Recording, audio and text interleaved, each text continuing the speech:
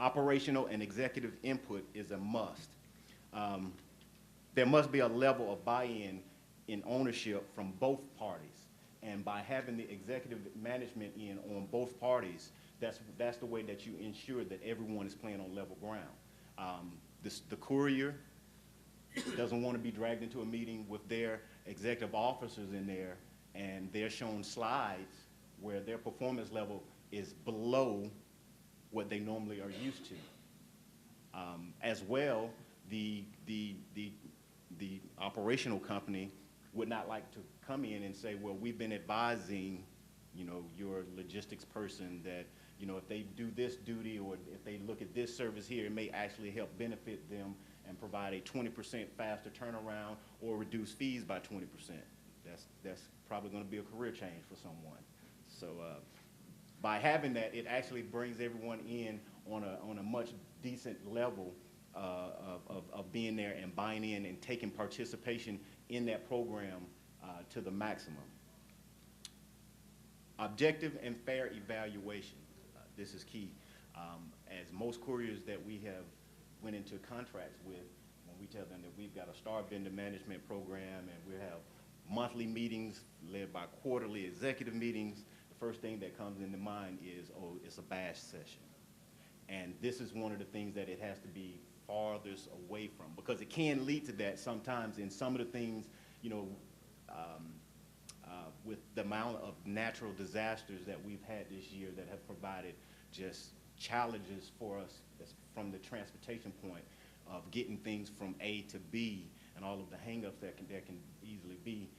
When you finally come in and you think you're beyond that and you fail to get your shipments in and it's due to a mechanical failure, and it's like, well, wait a minute now. We had a month of where your planes could not actually leave on time and could not fly because of the bad weather or because of the smoke cloud and over in the UK. How come you didn't have mechanical come in and fix the planes then? And it can get to a situation where it gets blown completely out of proportion. And that's why it should be the realization that it has to be objective and fair, and not just a bad session to come in and tell the courier what they're not doing. Because there's also some planning on your side that could have taken place that possibly could have helped prevent some of it. Not all of it, but some of it as well. Target critical areas and seek innovations that may not be in place. This is key. Don't just accept the services, especially for global, those who have needs for global services. As I deal specifically with LATAM, I am confronted daily by, we can't do that, they don't allow us to do that. It's going to be very hard to get that done.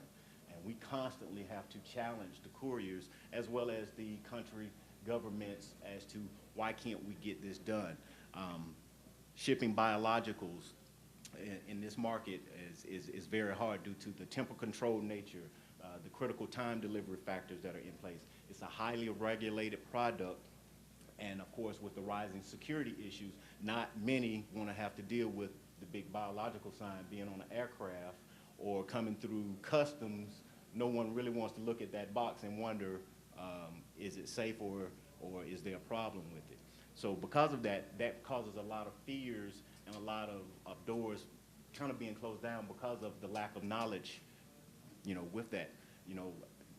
Constantly I get on the phone with a customs agent or with an airline, and I'm telling them there's never been a biological spill in the designating packaging that has affected anyone to date.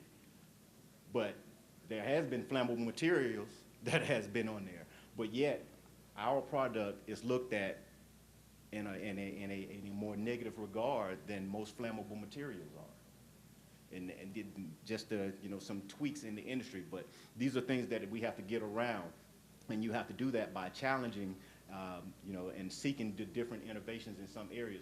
One of the key points is that we also do here is I guess in Mexico, there are some areas in Mexico where the standard courier cannot, the Federal Express, your DHLs, your UPS, they just don't have the arm reach into those external countries in order to in cities in order to be able to service them properly as we would need to with the time frames that we have stated.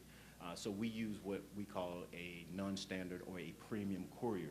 This is basically an expediter who goes in, sends an agent to that site. They pick that shipment up, put it on the next flight out, get it to the gateway, and then bring it in, and they charge you an arm and a leg to get it here.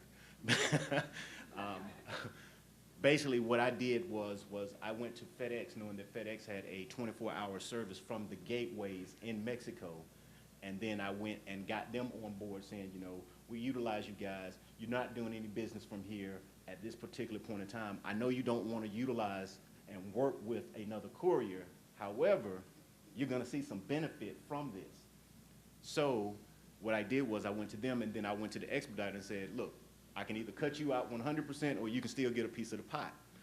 You can pick it up, turn it over to FedEx. We get it the next day. I'm happy. Everybody gets something. And it's that type of operation and dealings that actually got something done. And it's that innovation that you have to look to seek out in this market as to get the benefits of those things. Optimal use of resources. That right there is one of the key of using the optimal resources. We have the contract with the expediter. We have the contract with the express couriers, and basically comparing those together, we were able to come up with something. Because within especially within life sciences, there are going to be gaps of services where the couriers may not be able to provide every detail of need that you need. However, there may be another provider, small or large, that can come in and fill that gap and help you to get your package from A to Z with all of the bells and whistles that you require. Collaborative partnership. Both the courier and the service provider need to have the relationship to have need to see it as a much more than as just being working together. It's more of a partnership. You and that courier are in this field together. I guess you could say, yes, I'm finally up and I'm saying that the customer may not necessarily always be right.